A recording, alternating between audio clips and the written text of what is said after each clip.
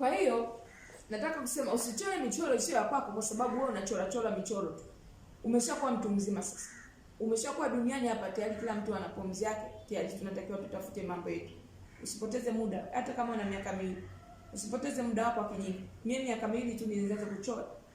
Toka na mwaka mwezi ninaanza kuchora mchoro wa mume wa kwangu, mchoro wa ramani ya nyumba yangu, mchoro wa maono ya ndoa yangu, mchoro wa maono ya vitu vyangu vyote ikiwemo vya biashara na mambo yangu yote. Sio natania. Na sio kwamba naficha au nafichua vitu visivyo vyangu. Nakwambia toa macho sana hivi. Lakini nakwambia macho hayo yatakutolea nini? Kutumbua macho juu ya watu. Toa macho yako uchore mchoro ulio wako. Ndio tunatakiwa tupaze sauti. Kama una mchoro wako, sasa tupaze sauti. Tumuombe Mungu atupe mchoro ulio wako wetu. Mchoro wenye upako. Uchoro ulio na upako, sio uchore michoro tu kama vile mbwa anapita. Chora mchoro wenye upako. Nakwambia hivi. Kwa hiyo lazima upaze sauti. Bwana Mungu, naomba upako wa mchoro. Bwana, naomba mchoro wenye upako ulio wa kwangu. Bwana Mungu wa mbingu na nchi, ninaomba unisikie. Haleluya. Usifunge kinywa. Wakati mimi naomba huku na wewe unafuatiza. Unaomba ukiwa nyumbani.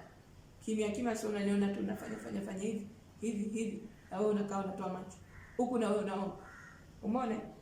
Unaomba unatitiza kabisa, Bwana Mungu naomba nipate upako. Mungu naomba unipate upako. Kimkono chini naomba kijawe mikono nao. Usiombe mambo ya kuuzi.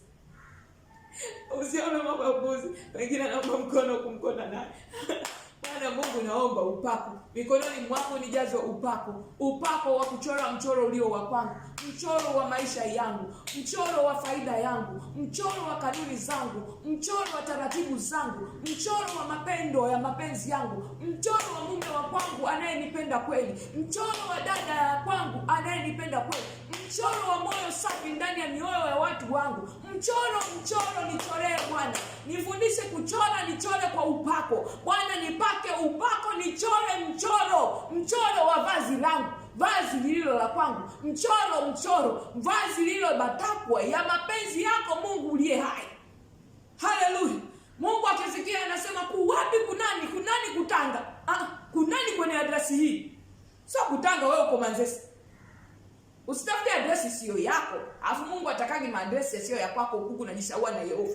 Tanua mikono sana hivi huku una dela kubwa kama langu. Lakini lile kubwa hivi usiseme nimechukua dela kubwa hivyo kama la mama nabii Redi. Ndio unajikaliza hivi sasa, la kwangu ni bana zaidi. Ngoja nikamshow huko kanisa. Chora mchoro wako.